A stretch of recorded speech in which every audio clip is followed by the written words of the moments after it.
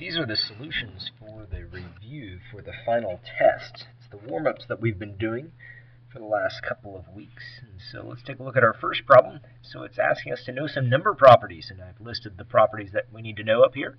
And whenever we have the numbers, switch orders. So notice how the 4 is second here, but over here it's the first one. And so that means we're moving the terms around. And whenever we move, we're using that commutative property. So this is the commutative property of multiplication. Over here, we're having to use the distributive property. Notice that if I multiply 3 by x, I get 3x. If I do 3 times 2y, I get 6y. And so that's the distributive property. Now, you might end up seeing it as the distributive property of multiplication over addition, and that would be the exact name of it, but distributive property is typically what we call it. Over here, you're looking at the terms, and 3xy is what I see for the first 3 terms, and 3xy. So it's not the commutative property. What changed is the grouping symbols. Here it's around the xy, here it's around the 3x. So this is the associative property of addition.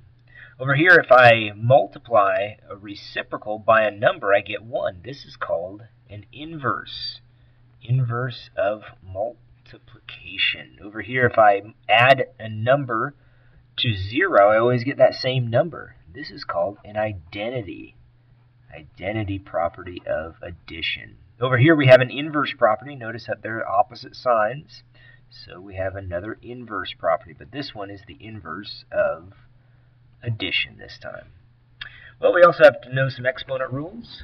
So looking at these exponents, we see some fractional ones and some ones that are not. So 3 squared is 9.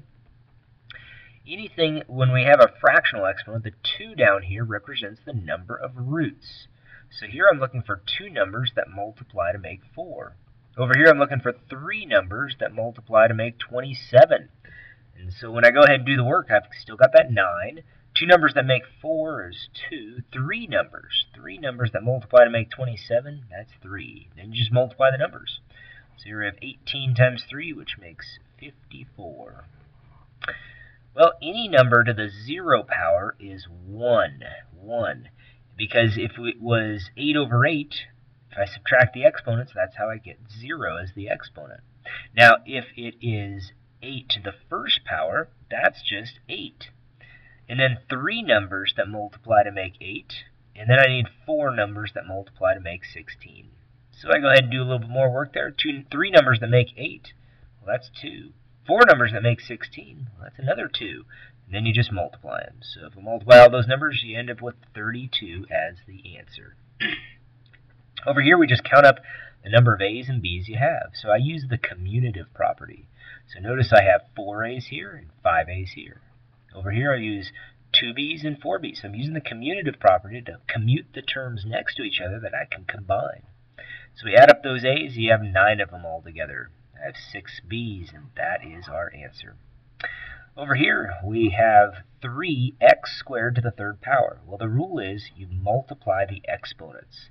And so make sure you add an exponent if you don't see one, and multiply that exponent of 1 by the number on the outside. So it's 3 to the 3rd x to the 6th. When you go ahead and multiply out those 3's, you get 27.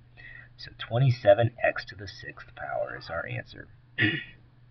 Over here, if you have negative exponents, take their reciprocal. Move them to the other side of the fraction, and you have yourself exponents that are not negative now. So now it's x to the 3rd on the bottom and x to the 2nd. Well, we can go ahead and combine those as 1.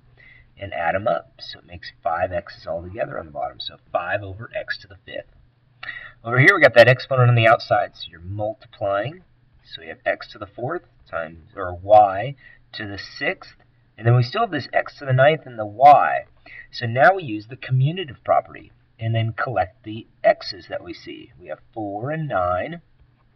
Here we have 6 and 1. If you don't see an exponent, it's just 1. And then you go ahead and add them up. So 4 and 9 make 13. 6 and 1 make 7. So x to the 13th, y to the 7th. Well, we also have to know something about opposites and reciprocals. Opposite of x over 2 is just negative x over 2. The reciprocal is when you turn it upside down. So you just get to practice that a few times. Opposite is sign, so it's the same number, just opposite sign. Reciprocal is turning the fraction upside down. So opposite again is sign. So if it's positive, it becomes negative. Reciprocal is turn the fraction upside down. Over here we have opposite again. It's sign, so -3. Reciprocal, actually I should write that as 1 over 3, and it's negative, so that's the opposite there. Reciprocal is just turn the fraction upside down. So 3 over 1, which is 3. Over here, we want to isolate the absolute value to start with. So I'm going to divide by 4 on both sides. So now I've got x plus 1 is, in the absolute value bars, is greater than 4. So now we can set up our two problems. So what we've got is an x plus 1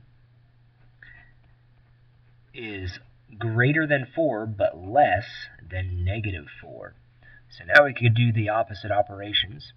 And so when I do that, I can subtract the 1 from all sides. And so when I do that, I end up with a -5 is greater than x, which is greater than 3. So in this case, the x values are greater than the positive. So if you look at it, here's 3. They're greater than the positive, but they are less than the negative. So this is an OR statement. So you're not going to see the answer this way. You're going to see it as x is less than -5, or x is greater than 3. And so that's the way I want you to write your answer. The next one, well, you're all ready to set it up because we don't have anything added or subtracted, multiplied, or divided by the absolute value. So you got x plus 3 is less than or equal to 11, but greater than or equal to -11. So we go ahead and do some work there. You're going to subtract the 3 from all sides. So when we take away 3 from every number there, we end up with this -14 is less than or equal to 2x, which is less than or equal to 8. And so we can go ahead and divide by 2 on all sides.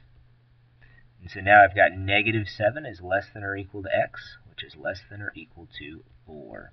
And this would be the way you'd write the answer, because this is an AND statement. The values of x are less than the positive, but greater than the negative. On the next one here, we're going to end up having to move the 5 over first, so subtract the 5 from all sides.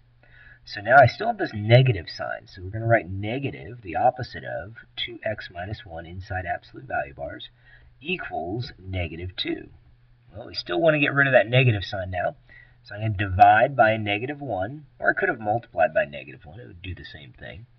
And I'm left still with those absolute value bars around the 2x minus 1, but now it equals +2. So we go ahead and solve this one because the absolute value has to equal a positive. And so when I do this, I've got 2x minus 1 equals 2, but it can also equal -2.